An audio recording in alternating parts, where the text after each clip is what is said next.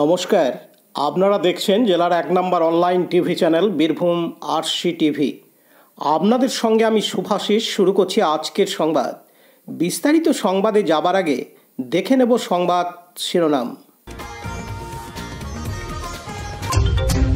নিখোঁজ ছেলে উদ্ধার করল দুবরাজপুর থানার পুলিশ। মুসলিম সম্প্রীতি ও উন্নয়ন সমাজ সংগঠনের শুভ সূচনা। শ্রদ্ধাঞ্জলি অনুষ্ঠান বোলপুরের গীতাঞ্জলি প্রেক্ষাগৃহে। স্বেচ্ছায় রক্তদান শিবির সিউড়িতে।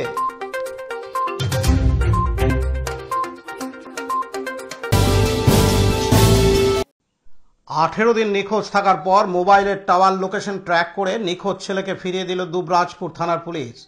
জানা যায়, দুবরাজপুর পৌরসভার 7 নম্বর ওয়ার্ডের ইসলামপুর পশ্চিম পাড়ার বাসিন্দা শেখ আরিয়ান গত 14 এপ্রিল বাড়ি থেকে বাজার করতে যাওয়ার জন্য বেরোয়। এরপর থেকেই নিখোঁজ ছিল সে। ঘটনার পর তার পরিবারের লোক দ্বারস্থ হয় দুবরাজপুর থানার পুলিশের। থানায় অভিযোগও জানান তারা, কিন্তু পাওয়া যাচ্ছিল না কোনো সন্ধান। পরবর্তীকালে পরিবারের সন্দেহ হয় কেউ তাকে অপহরণ করে নিয়ে গিয়েছে। এরপরে তারা পুনরায় দ্বারস্থ হন দুবরাজপুর থানায়, আর তাতেই হলো সুরাহা। আরিয়ানের মোবাইলের টাওয়ার লোকেশন ট্র্যাক করে পুলিশ দেখতে পায় আরিয়ান বর্তমানে কলকাতার পার্ক স্ট্রিট থানার অন্তর্গত মির্জা গালিব স্ট্রিটে রয়েছে। লোকেশন পাওয়া মাত্রই আর দেরি না করে দুবরাজপুর থানার ওসি মনোজ সিং এর নেতৃত্বে সাব ইন্সপেক্টর বরুণ দাস সহ পুলিশের একটি টিম রওনা দেয় কলকাতার উদ্দেশ্যে। আর তারপরেই সেখান থেকে উদ্ধার করা হয় আরিয়ানকে। গত শুক্রবার 2রা মে রাতে আরিয়ানকে উদ্ধার করে নিয়ে আসা হয় দুবরাজপুরে। গতকাল শনিবার তাকে দুবরাজপুর আদালতে তোলা হয়। আদালতের বিচারকের কাছে গোপন স্বীকারোক্তি নেওয়ার জন্য পেশ করা হয় আরিয়ানকে বলে জানান দুবরাজপুর আদালতের সরকারি আইনজীবী রাজেন্দ্র প্রসাদ দে। এদিন সরকারি আইনজীবী রাজেন্দ্র প্রসাদ দে জানান, তো 1/5/2025 তারিখে শেখ বাদল একটা অভিযোগ দায়ের করেন দুবরাজপুর থানায় যে তার ছেলে গত 14/4/2025 তারিখে বেলা 11টার সময় দুবরাজপুর বাজার আসবে বলে বাড়ি থেকে বেরোয়, এবং বাড়ি থেকে বেরোনোর পর সে আর বাড়ি ফিরে আসে না। তার ছেলের নাম শেখ আরিয়ান, এবং ফিরিয়ে না আসার কারণে পরের দিন অর্থাৎ 15/4/2025 তারিখে শেখ বাদল দুবরাজপুর থানায় একটা মিসিং ডায়েরি করে, এবং মিসিং ডায়েরির ইনকোয়ারি চলতে থাকে। এবং পরবর্তীকালে যখন খুঁজে না পায় তখন একটা স্পেসিফিক নির্দিষ্ট একটা কমপ্লেন লজ করেন শেখ বাদল 1/5/2025 তারিখে, সেটা যে তার ছেলেকে অপহরণ করা হয়েছে। পুলিশ ইনকোয়ারির সাথে সাথে তদন্তও করেন। তদন্ত করে তাকে 2/5/2025 তারিখে কলকাতার পার্ক স্ট্রিট থানার অন্তর্গত মির্জা গালিব স্ট্রিটে তাকে পাওয়া যায় এবং তাকে রিকভারি হয়। শেখ আরিয়ানকে রিকভারি করার পর দুবরাজপুর থানার পুলিশ আদালতে তাকে পাঠানো হয় এবং পাঠিয়েছেন, এবং তার গোপন জবানবন্দির জন্য। গোপন জবানবন্দি নথিভুক্ত হয়েছে। এই পর্যন্তই হয়েছে এই মামলা। আপনার নাম? রাজেন্দ্র প্রসাদ দে, দুবরাজপুর কোর্ট, এপিপি। তবে ছেলেকে ফিরে পেয়ে খুশি তার পরিবার পরিজনরা। বাবা শেখ বাদল বলেন, ছেলেকে খুঁজে দেওয়ার জন্য দুবরাজপুর থানার পুলিশকে ধন্যবাদ জানাই। এদিন তিনি আরও জানান, ওই 14 এপ্রিল আমার ছেলে বাড়ি থেকে রাগ করে পালিয়ে গিয়েছিল। বিভিন্ন জায়গায় আমরা খোঁজাখুঁজি করি। পরে আমরা কমপ্লেন জানাইলাম, একটা মেশিন কমপ্লেন দিয়েছিলাম। তো বড়োবাবুকে বলার পর আমাকে থেকে লিজে খুঁজে খাজে এনে দিল ছেলেটাকে। কলকাতা বড় বাজার। আমার ছেলেকে সুস্থভাবে খুঁজে পেয়েছি, তার জন্য দুবরাজপুর থানাকে বহুত ধন্যবাদ জানাই, এবং বড়োবাবু এবং মেজবাবুকে। আপনার নাম? আমার নাম শেখ বাদল, বাড়ি ইসলামপুর পশ্চিমপাড়া 7 নম্বর ward. Laltu Mukherjee report, Birbhum RC TV, Dubrajpur. এখন বিজ্ঞাপন বিরতি, ফিরে আসছি বিরতির পর। স্কুল ড্রেস এর বিপুল সম্ভার ও সামগ্রী একই ছাদের নিচে। এখানে যে কোনো স্কুল, কলেজ, বেসরকারি শিক্ষা প্রতিষ্ঠান, সিকিউরিটি গার্ড, কেটারিং এর ইউনিফর্মও তৈরি করা হয়। এখানে প্যান্ট, শার্ট, স্কার্ট, জুতো, মোজা, সোয়েটার, ব্লেজার, টুপি, বেল্ট, টাই, জলের বোতল, টিফিন বক্স ও অন্যান্য ইউনিফর্ম সেলাই ও সাপ্লাই করা হয়। এখানে নামি দামি কোম্পানির প্যান্ট, শার্ট, পাঞ্জাবি, পাজামার পিস ও থান কাপড় পাওয়া যায়, যেমন বিমল, রেমন্ডস, ডোনিয়ার, কেলভিন। এখানে গিফট আইটেম, আধুনিক ডিজাইনের কার্পেট, ডাইনিং কভার, পাপোশ, পর্দা ইত্যাদি পাওয়া যায়। বিশেষ প্রস্তাব, প্যান্ট, শার্ট, ব্লাউজ, চুড়িদার, সেলাই ও ফলস পার করা হয়। যোগাযোগ করুন 9883752306। ঠিকানা দুবরাজপুর, ফ্যাশন এক্সপ্রেসের পাশে। এখন বিজ্ঞাপন বিরতি, ফিরে আসছি বিরতির পর। আজ রবিবার 4 মে বোলপুরে বিভিন্ন জেলা মুসলিম সম্প্রতি ও উন্নয়ন সমাজ সংগঠনের শুভ সূচনা করা হয়। আগামী দিনে মুসলিম সমাজকে নিয়ে এই সংগঠন বিভিন্ন কাজে সংগঠিত হবে বলে জানা যায়। এই সংগঠনের হাতকে শক্ত করতে বোলপুর সহ বিভিন্ন এলাকার মানুষ একত্রিত হয়েছিলেন। এই সংগঠনের সভাপতি মোর্শেদ নওয়াজ খান, বিশিষ্ট সমাজসেবী ও সম্পাদক নাজিবুল হক সহ অন্যান্য বিশিষ্ট ব্যক্তিবর্গ উপস্থিত ছিলেন। এদিন সংগঠনের সভাপতি মোর্শেদ নওয়াজ খান জানান, আজকে যে একটা আমরা এখানে সভা করেছি, এখানে বোলপুর এবং পার্শ্ববর্তী এলাকার সমস্ত মানুষ এখানে এসছেন, এখানে সাংবাদিকরা আছেন। আমরা একটা সংগঠন তৈরি করে আমাদের সুবিধা অসুবিধা সমাজের কাছে তুলে ধরার জন্য একটা প্রয়াস আমরা করেছি।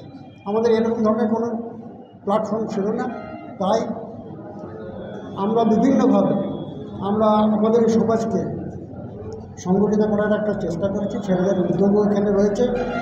এখানে লেখাপড়া থেকে আরম্ভ করে জীবন জীবিকা ইত্যাদি নিয়ে আমরা এখানে আলোচনা করব। আমাদের সুবিধা অসুবিধা এগুলো মানুষের কাছে তুলে ধরব এবং তাদের সত্যের প্রতিকার হয় এবং মুসলিম সমাজ বলবে আরও বেশি এগিয়ে যায়, এটা আমরা চাইব। এবং দেশ গঠনে তাদেরও একটা সক্রিয় ভূমিকা থাকুক, এটাও আমরা সেটাও আন্তরিকভাবে আশা করব। এবং সেই জন্যে এইরকম ধরনের একটা সংগঠন তৈরি করার জন্য আমরা প্রয়াস করেছি। তার ফলস্বরূপ হিসেবে আজকের এই উদ্যোগের ব্যবস্থা করা হয়েছে। দেখা যায় এর আগেও বোলপুরে একটা বড় সমাবেশ করার একটা লক্ষ্যে ছিলেন, সেখানে দেখা যাচ্ছে আপনারা রাতারাতি সিদ্ধান্ত বদল করলেন যে সেটাকে আপনারা করবেন না, যেহেতু সুপ্রিম কোর্টে একটা রয়েছে। সেই জায়গায় দেখা যাচ্ছে আপনাদেরই অংশ কিছু বীরভূম জেলা জুড়ে কিছু অংশের আপনাদেরই মুসলিম সমাজ তারা এর বিরোধিতা করছে যে এটা আপনাদের মনোমালিন জন্য কি এটা এই যে সংগঠন আপনাদের এটার কি মতানৈক্য কেন ঘটছে? কোথাও কি আপনাদের মধ্যে কোনো সামঞ্জস্য নেই? দাদা, এই ব্যাপারে আমরা সেইভাবে আমরা আলোচনা করি না এবং সেই দৃষ্টিভঙ্গি নিয়ে আমরা দেখি।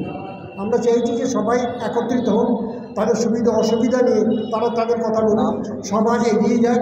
মুসলমানরা বিভিন্ন জায়গায় পিছিয়ে আছে, বিশেষ করে লেখাপড়া ইত্যাদি ক্ষেত্রে। তারা আরও বেশি সচেতন হয়ে সমাজকে আরও বেশি সংগঠিত করুন এবং আমাদের পশ্চিমবাংলার সমাজে মুসলমানদের একটা মজবুত ভূমিকা সেটা একটা গড়ে তোলার জন্যই আমরা এইরকম ধরনের একটা প্রয়াস করেছি। আগামীকাল সুপ্রিম কোর্টের শুনানি রয়েছে ওয়াকফ নিয়ে, যদি আপনাদের আশানুরূপ ফল সেরকম না মেলে কি পরবর্তী পদক্ষেপ হবে আপনাদের? দেখুন, কালকে সুপ্রিম কোর্টে যে রায় বেরোনোর ব্যাপার রয়েছে সেই ব্যাপারে আমরা সবাই উদ্গ্রীব এবং রায়টা কী বেরোবে, রায় বেরোনোর পর সেই রায়টাতে কী বলা হয়েছে সেটা নিয়ে আমরা আলোচনায় বসবো। তারপরে আমরা আমাদের পরবর্তী পদক্ষেপ আমরা কী নেওয়া উচিত সেটা আমরা চিন্তা ভাবনা করি। আচ্ছা, কাজী আমিরুল ইসলামের report, Birbhum RC TV, Bolpur. এখন বিজ্ঞাপন বিরতি, ফিরে আসছি বিরতির পর। সব থেকে ভালো চিকিৎসা সবচেয়ে কম খরচে, সবচেয়ে কম খরচে। সব থেকে ভালো চিকিৎসা সবচেয়ে কম খরচে, সবচেয়ে কম খরচে। বিশ্বমানের স্বাস্থ্য পরিষেবা মিলবে দিনে রাতে, বিশ্বমানের স্বাস্থ্য পরিষেবা মিলবে দিনে রাতে। মণি মহেশ হসপিটাল, মণি মহেশ হসপিটাল, মণি মহেশ হসপিটাল, মণি মহেশ হসপিটাল। মণি মহেশ হসপিটাল, দুবরাজপুর। ফিরে এলাম বিরতির পর। গতকাল শনিবার ৩রা মে থেকে শুরু হয়েছে দুদিনের জন্য গীতাঞ্জলি প্রেক্ষাগৃহে শ্রদ্ধাঞ্জলি অনুষ্ঠান। রাজ্যের মুখ্যমন্ত্রী মমতা বন্দ্যোপাধ্যায়ের উদ্যোগে এদিন সন্ধ্যা থেকে শুরু হয় অনুষ্ঠান। এদিন অনুষ্ঠানে শচীন দেব বর্মন, লতা মঙ্গেশকর, রাহুল দেব বর্মন, হেমন্ত মুখোপাধ্যায়, মান্না দে ও কিশোর কুমারের প্রতিকৃতিতে পুষ্পস্তবক দিয়ে শ্রদ্ধা জ্ঞাপন করা হয়।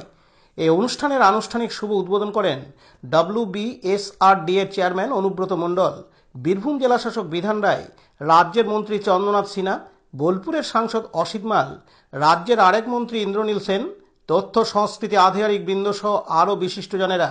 এদিন WBSRD এর চেয়ারম্যান অনুব্রত মণ্ডল তার বক্তব্যে জানান, শ্রদ্ধাঞ্জলি যে প্রোগ্রামটা, এর সুন্দর একটা পরিবেশ এবং খুব সুন্দরভাবে সাজিয়েছে মাননীয় মুখ্যমন্ত্রী ইন্দ্রনীল সেন।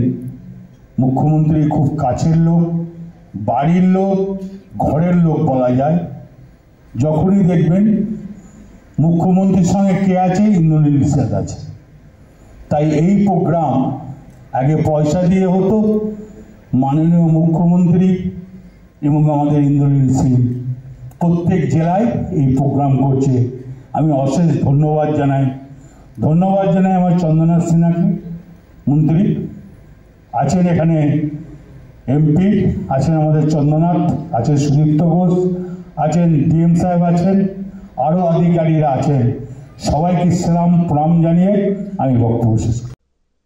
অন্যদিকে রাজ্যের মন্ত্রী চন্দ্রনাথ সিনহা তার বক্তব্যে বলেন, প্রথমে ধন্যবাদ জানাই মাননীয় মন্ত্রী ইন্দ্রনীল সেনকে, যার আমাদের যে দাবি, সে দাবি মেনে এই বছরের শ্রদ্ধাঞ্জলি অনুষ্ঠানটা বোলপুরে হচ্ছে।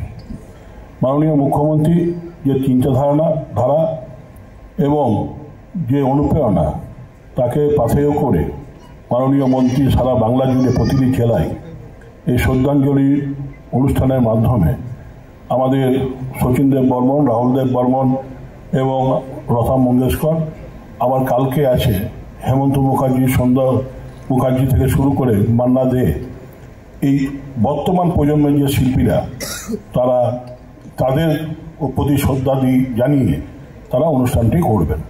এবং আজকে এই অনুষ্ঠানে মাননীয় মন্ত্রী নিজে স্বয়ং উপস্থিত হয়েছেন এবং এখানে আমাদের SRD এর চেয়ারম্যান জেলার রাজ্যে যে অনুব্রত মণ্ডল মহাশয়, আমাদের মাননীয় জেলা শাসক বিধান রায় এবং বক্রেশ্বর ডেভেলপমেন্ট অথরিটির ভাইস চেয়ারম্যান চন্দ্রনাথ ব্যানার্জি এবং DS এর যে আমাদের ভাইস প্রেসিডেন্ট সুদীপ্ত ঘোষ সহ এবং দপ্তরের যারা আধিকারিক, সবাই এসে উপস্থিত হয়েছেন এই অনুষ্ঠানকে সাফল্যমণ্ডিত করার জন্য। আপনারা অনুষ্ঠান উপভোগ করুন এবং সবাইকে উপভোগ করার সুযোগ করে দিন। নমস্কার। কাজী আমিরুল ইসলামের রিপোর্ট, বীরভূম RCTV, বোলপুর। এখন বিজ্ঞাপন বিরতি, ফিরে আসছি বিরতির পর।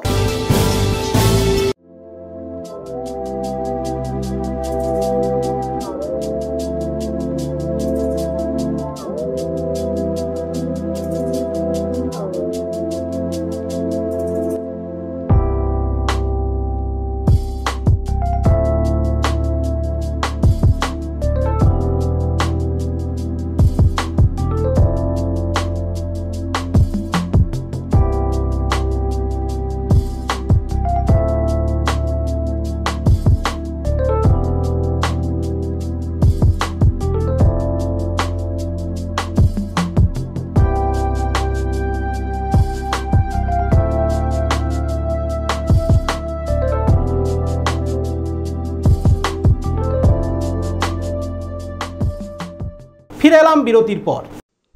রক্তদান জীবনদান, তাই প্রচণ্ড গ্রীষ্মের সময় রক্তের সংকট মোচনে এগিয়ে এলো সিউড়ির অরবিন্দ পল্লী সরস্বতী শিশু মন্দির সোসাইটি।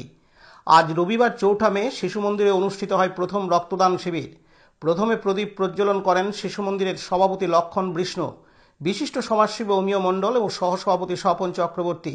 রক্তদান করলে রক্তদাতার কী কী উপকার হয় সে বিষয়ে বিস্তারিত জানান সিউড়ি ব্লাড ব্যাংকের কর্মী অনির্বাণ ব্যানার্জি, যিনি এখনও পর্যন্ত মোট 92 বার রক্তদান করেছেন। অতিথি বরণের পরে হয় মাতৃমণ্ডলীদের উদ্বোধনী সঙ্গীত অনুষ্ঠান। এরপর রক্তদান করেন নারী পুরুষ মিলে প্রায় 40 জন। এদিন উপস্থিত ছিলেন মন্দিরের প্রধান আচার্য নির্মল ঠাকুর, মানব রায় সহ অন্যান্য আচার্যগণ। এদিন মন্দিরের সম্পাদক তথা শিক্ষক পরিতোষ হাজরা জানান, গোবিন্দপল্লী সরস্বতী শিশু মন্দিরে যে সোসাইটি আছে তার উদ্যোগেই স্বেচ্ছায় রক্তদান শিবির এবছর অনুষ্ঠিত হয়ে চলেছে। এবছরই প্রথম, এবং আমরা আশা করছি এটা 40 থেকে 50 জনের মধ্যে এবার রক্তদান দেবেন, এবং এই প্রোগ্রামটা আমরা আগামী দিনেও নিয়ে চলে যেতে চাইছি। এবং এই ব্যাপারে সবচেয়ে বড় ভূমিকা নিচ্ছে আমাদের এখানে যে মাতৃমণ্ডলী আছে, তাদের মাধ্যমেই এই কাজটা বেশি কার্যকরী হচ্ছে এবং তাদেরকেই সমস্ত দায়িত্ব দেওয়া হয়েছে এবং সুপরিচালিতভাবে তারা কাজটি করে যাচ্ছে। পতিত পাবন বৈরাগ্যের report, Birbhum RC TV, Suri. আজকের সংবাদ এই পর্যন্ত। পরবর্তী সংবাদের জন্য চোখ রাখুন বীরভূম আরসি টিভির পর্দায়। নমস্কার।